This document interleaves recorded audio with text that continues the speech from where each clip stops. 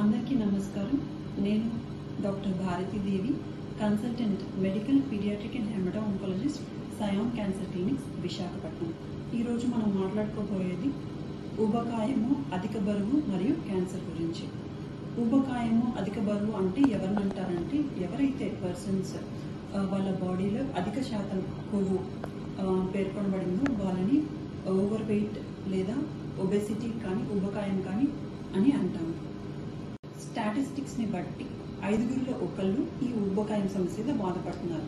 Recent టైమ్స్లో చూస్తే మనం ఈ అధిక బరువు ఊబకాయం అనేది పిల్లల్లో చాలా బాగా పెరిగిపోయింది. అలాగే కోవిడ్-19 పాండమిక్ తర్వాత ఈ ఒబెసిటీ అనేది ఇండివిజువల్స్లో పెరిగింది.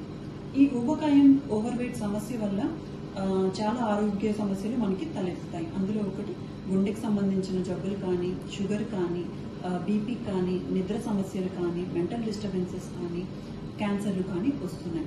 ఎవిడెన్స్ ప్రకారం మనకు ఈ ఓవర్ వెయిట్ ఆర్ ఒబెసిటీ అనేది 13 రకాలైన క్యాన్సర్లు రావడానికి ఎవిడెన్స్ మనకి లభిస్తోంది. అందులో ప్రప్రథమంగా చెప్పుకోవాల్సింది endometrial cancer are uterine cancer are గర్భసంచి క్యాన్సర్ అంటాము.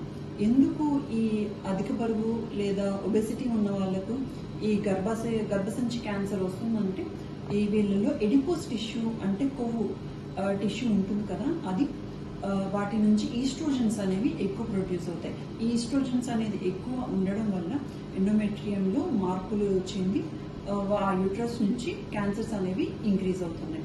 అలాగే మనం చూసుకుంటే యూసోఫేజియల్ క్యాన్సర్స్ కానీ, స్టమక్ క్యాన్సర్స్ కానీ, ప్యాంక్రియాస్ క్యాన్సర్స్ కానీ, గాల్ బ్లాడర్లో క్యాన్సర్స్ కానీ, ఎస్పెషల్లీ మెన్సెస్ ఆగిపోయిన తర్వాత ఫీమేల్స్లో బ్రెస్ట్ క్యాన్సర్స్ కానీ, లేదా కిడ్నీ క్యాన్సర్ కానీ, లివర్ క్యాన్సర్ కానీ, మల్టిపుల్ మైలోమా కానీ, థైరాయిడ్ క్యాన్సర్స్ కానీ, ఇవన్నీ కూడా ఈ అధిక బరువు లేదా ఊబకాయం సమస్యలతో బాధపడుతున్న వాళ్ళలో మనం అధికంగా చూస్తున్నాం.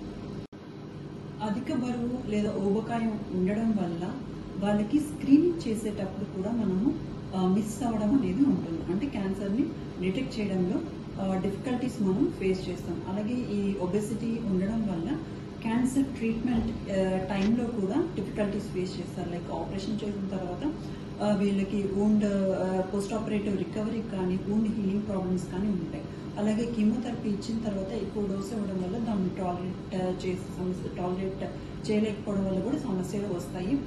గుండెకి సంబంధించి ప్రాబ్లమ్స్ కానీ ఇవన్నీ కూడా మనం చూస్తూ ఉంటాము. ఈ ఊబకాయం ఉన్న వాళ్ళు వన్స్ వాళ్ళు క్యాన్సర్ డయాగ్నోస్ అయిన తర్వాత వాళ్ళ వెయిట్ కనుక కంట్రోల్ చేసుకోలేకపోతే ఫ్యూచర్లో రికరెన్సెస్ వచ్చే ఛాన్స్ కానీ, అంటే క్యాన్సర్ మళ్ళీ తిరిగి వచ్చే ఛాన్స్ కానీ, లేదా ఇంకొక వేరే ఆర్గాన్లో ఇంకొక కొత్త క్యాన్సర్ వచ్చే సమస్య కానీ